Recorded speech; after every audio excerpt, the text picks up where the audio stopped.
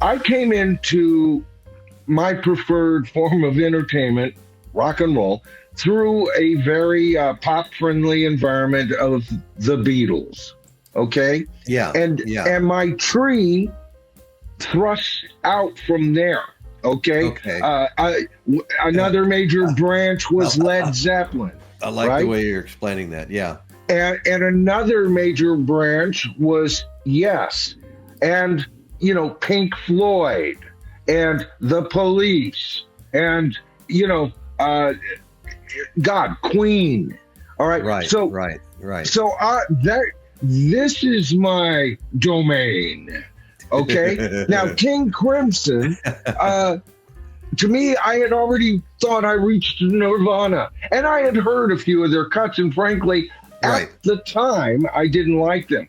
But Yeah. I wish we had Scott on tonight from the Prog Corner, because that Oh. man would be the guy we both want to listen to. Yeah. All right, No. he's Yeah. very, very, and he's not just into prog, but that's his tostada, man. You know, and Right. Right. I would really love to hear. And him talking about King Crimson has got Right. me now re-listening. So I've been real quiet about I know. I've King been. Crimson on my Yes. channel because Right. of just what Yeah. I have You're explained. just All barely right. starting to get into them. Yeah. Yeah. Yeah. That's the same with me. I've been aware Go of figure. them. Been aware of them, and I've passed over multiple albums in my search for used vinyl. But Yeah. the next few I see, I'm grabbing. Trust me. I feel like I've been missing out on something for sure. And that happens a lot. You know, there's just so much to listen to out there. People don't realize, younger people don't realize the terrain that it was vast. It was like we It were the was first vast. wagon trains out west, folks. Right. Any direction was a masterpiece. No one fan could absorb it all, and Right. that's the generation that we'll be still talking about in 50 years from now and onward. All right? That's how Absolutely. magical it was. Okay, the next one for me, I had to make room on my desk here, is the Moody Blues. Okay, I have two copies of this, Days of Future Past, and this is just a great prog album. The Moody Blues, to me, they are kind of the first band to kind of go in this direction, especially when you think of the traditional direction that prog Yeah. went. I mean, That's you can right. probably find some jazz trio that was already proggy in 1962, but I'm talking about when prog began. It was the Moody Blues, and I love the fact that they would use entire orchestra Right. in a very prog-oriented way. It gave a roadmap for future bands like Yes to Right. explore with keyboard sounds and orchestras. So wow. Yeah. To me, that's that's the first germ of prog Okay. rock is the Okay. Moody Blues. The man. Moody Blues. And I was a fan of the couple albums they did in the 80s, especially the first one. And a lot of people thought, oh, they went too pop. They went too 80s sounding. And Right, again, right. I'll answer that the same way I answered before earlier in the video, is there's plenty of room for prog pop. And if Right. anybody has a right to be that, it's the damned Moody Blues. I've got a question for you, Royce, Okay. because this ties in with the video that I just put up. I have no idea how it's doing. I pressed publish, did the things, clicked it, and then set up for this, right? They took But off on it. Yeah. what is your favorite prog song of all time? Oh my God, you're kidding me. That's a tough question. I mean, I'll give you some time to think about that. Okay, I don't really have a ready answer. Here's my nomination. Okay. All right. I Am the Walrus by the Beatles. It fits all of the criteria. Okay. Right? Okay. imagery based on otherly worldly things. Well, he based the song on Lewis Carroll imagery and magic and all of that, right? Unusual uses of orchestra and or keyboards, right? Several, that's all there. Several songs in the same song, right? Remember that? Okay, so that first part where John is singing Mr. City Policeman, he's imitating a siren. Okay. That was one song he was working on. Right. He was then on acid in his garden, and he started working on another song called Standing in the English Rain. Then he had another piece that started off with Sitting on a Cornflake. So 3 songs, all by the same artist in one, all right? Unusual instrumentation, unusual editing as far as what the band will play. It is in my top 10 of all Beatles songs, by the way. Very close to Eleanor Rigby. All right. Yeah. And I do a whole video on it because I think this new remix is crap. They raped this song, Royce.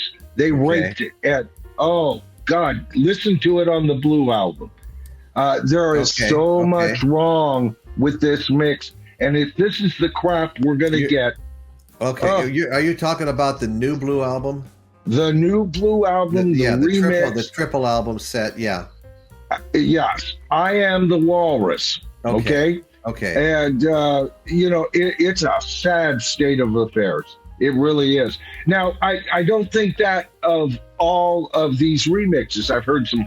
Yesterday sounds real good. Michelle. Right. In My Life. Nowhere Man. Girl. Okay. So these are winners from these new remixes.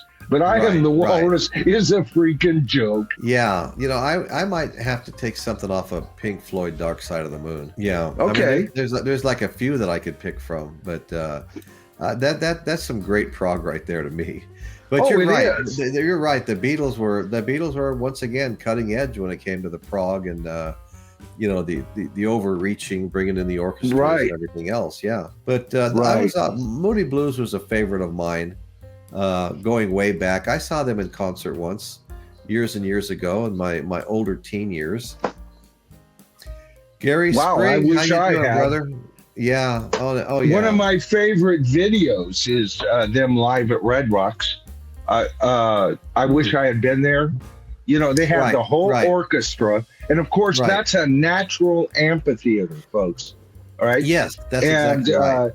And they have the orchestra. They played so many of their songs practically like they're on the record. And the sound engineering on it is wonderful, superb. Wow. And they never sounded or looked better. Is that on video someplace? Or? Yes, it is. Okay.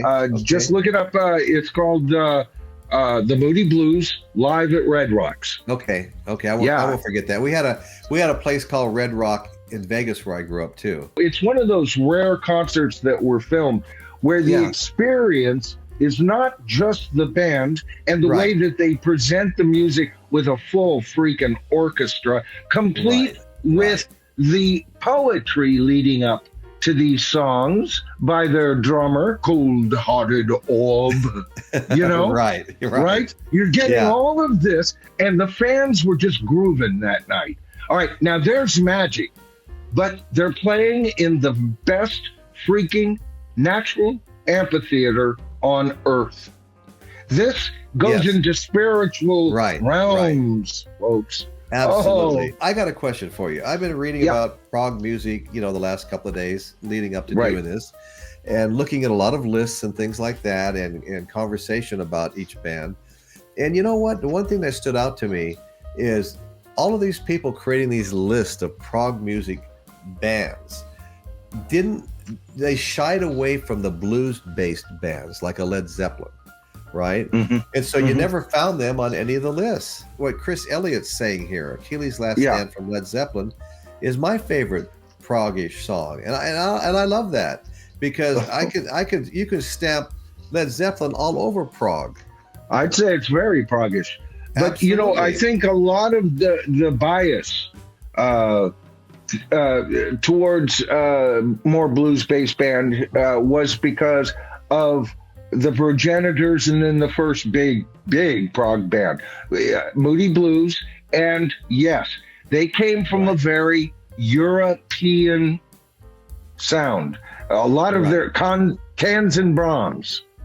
Dun, dun, dun, dun, dun, dun, dun, dun, dun, everything on a spinet organ or a spinet piano, right? Right. Okay, so we got a European sound. As a matter of fact, that's what I love European about sound. it. Yeah. Right? I love about that. So that became like a template.